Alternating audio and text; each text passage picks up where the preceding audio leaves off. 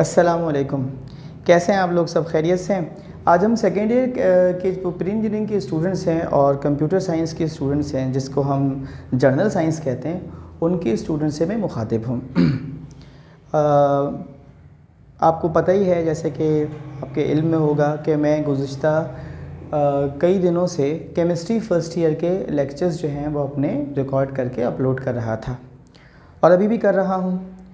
In the mean time जो मेरे पास second year की ऑडियंस है और सेकेंड ईयर के जो मेरे स्टूडेंट्स हैं, उनकी बहुत ही पुरज़ोर फरमाइश पर और पुरज़ोर ख्वाहिश पर मैंने सोचा कि मैं सेकेंड ईयर के मैथमेटिक्स के लेक्चर्स का भी आगाज़ कर देता हूँ।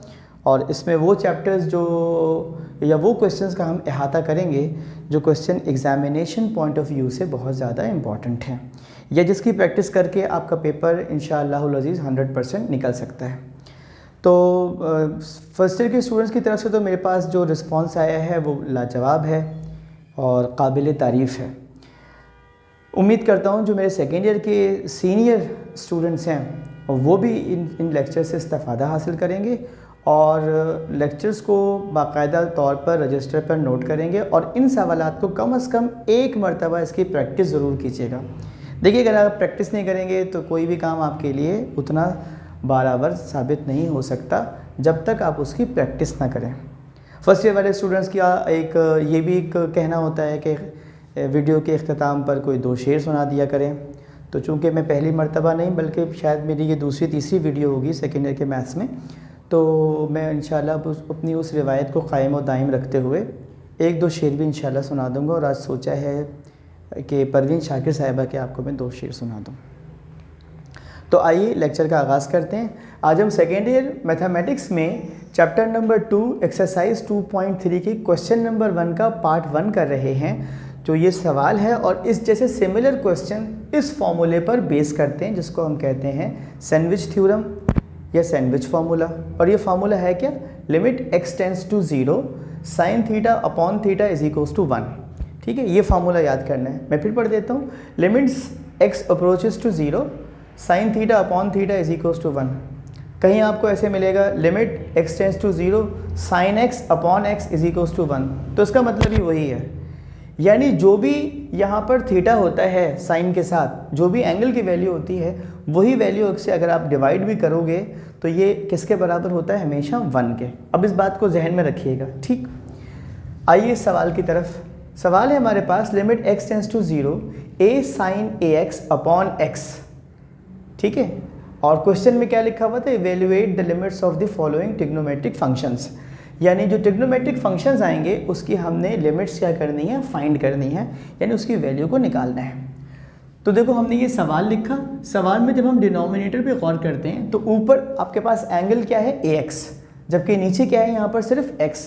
तो कमी किस चीज़ की है यहाँ पर? x की। यहाँ मौजूद लोग भी इसको ज़रा तवज्जो से देखेंगे तो आपको ज़्यादा फ़ायदा होगा। देखिए, ax अपॉन x, इस पर कमी किस चीज़ की है? a की। तो जिसकी कमी होती है, तरीक़ा ये होता है फॉर्मूले के फॉर्मेट में लाने के लिए जिस चीज़ की कमी होती है हम उससे मल्टीप्लाई भी कर देते हैं और उसी से डिवाइड भी कर देते हैं ताकि हमारे पास इस फॉर्मेट के अंदर क्वेश्चन आ जाए।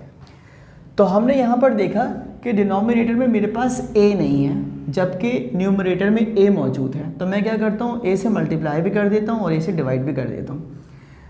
आप देख रहे हैं मैंने लिखा है since a is missing in denominator so we multiplying and dividing by a।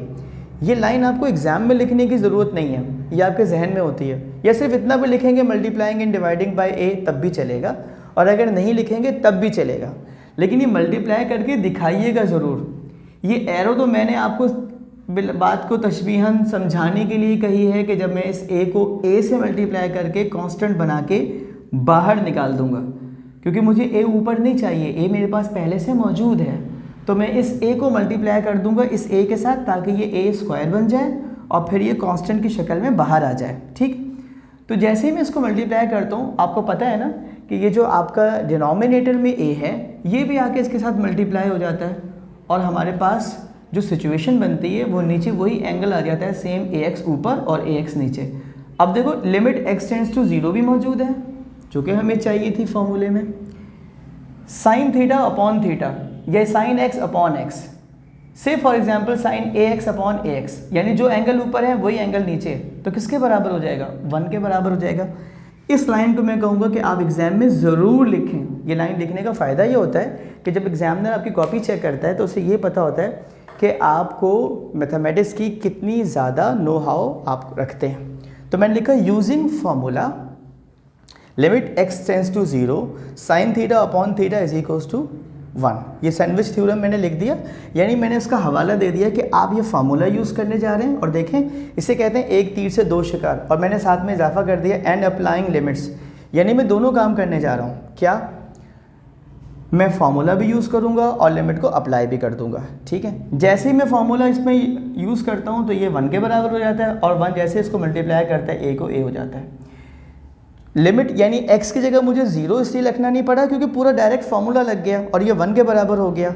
और जब 1 इसको a स्क्वायर को मल्टीप्लाई करेगा तो a स्क्वायर। अब अगर एग्जाम में आप इस a स्क्वायर को भी आंसर लिख देते, फॉर एग्जांपल टाइम की कमी की वजह से अगर आप फंस रहे हो, टाइम कम हो, तो आप यहाँ लिख दें आंसर, तब भी ठीक है। लेकिन तरीका ये होता है, किसी भी काम को प्रेजेंटेशन मैटर करती है, तो आप क्या करें, एंड में एक बॉक्स बनाइए, पूरा सवाल कॉपी कर दें और फिर आखिर में इज इक्वल की साइन लगा के आंसर, जो आपने लिमिट निकाली थी वो इज इक्वल की साइन लगा के आप लिख दें, तो आपका जवाब मुकम्मल माना जाएगा। ऐसा करने वालों को हम यूँ समझते हैं कि जैसे आपको बहुत ज़्यादा इसकी प्रैक्टिस है और आप बहुत अच्छे तरीके से प्रेजेंटेशन के माहिर हैं। मैं आपको चलते चलते एक बात ये भी बता दूं कि इस किस्म के सवालात जो फार्मूला बेस्ड होते हैं वो ज़्यादातर आपके किस में आते हैं, MCQs में। आपके ई-कैट में आ सकते हैं, आपके MD कैट में आ सकते हैं, ठीक है। लेकिन जो आपका बोर्ड का सवालात हैं उसमें मैं आपको ये रेकमेंड करूँगा कि ये सवालात आपके बोर्ड में MCQs के तौर पर भी आ सकता है, और अगर शॉर्ट में आ जाए तो आप कर सकते हैं। इसका स्क्रीनशॉट ले लीजिए, फिर आपको 2 शेर सुना के वीडियो को ख़त्म कर देता हूँ। चलें देखें, जब आप इसके सवालात को सॉल्व करेंगे तो मैं ये वीडियो रोज़ाना एक सवाल की अपलोड करूँगा डेली बेसिस पर, ताकि आप पर मैथ्स बोझ भी ना लगे और आप रवानी के साथ प्रैक्टिस करें। प्रैक्टिस करेंगे तो ये याद रहेगा, प्रैक्टिस करेंगे तो आप एग्ज़ाम में विन विन पोजीशन पर आ सकते हैं। प्रैक्टिस नहीं करेंगे तो फिर आप खुदा न खास्ता परेशानी का सामना आपको करना पड़ सकता है। ज़्यादा ज़्यादा परवीन शाकिर के 2 या 3 शेर सुना देता हूँ। वो कहती हैं कि आवाज़ के हमरा सरापा भी तो देखूं, ए जाने गज़ल मैं तेरा चेहरा भी तो देखूं। अब तक जो शराब आए थे अनजाने में आए, पहचाने हुए रस्तों का धोखा भी तो देखूं। ये क्या कि वो जब चाहे मुझे छीन ले मुझसे, अपने लिए वो शख्स तड़पता भी तो देखूं। आवाज़ के हमरा सरापा भी तो देखूं, ए जाने गज़ल मैं तेरा चेहरा भी तो देखूं। अपना ख्याल रखिएगा, वीडियो को लाइक कीजिएगा और जितने सेकेंड ईयर के आपके फ्रेंड्स हैं उन सब को आप शेयर कीजिएगा। अल्लाह हाफ़िज़।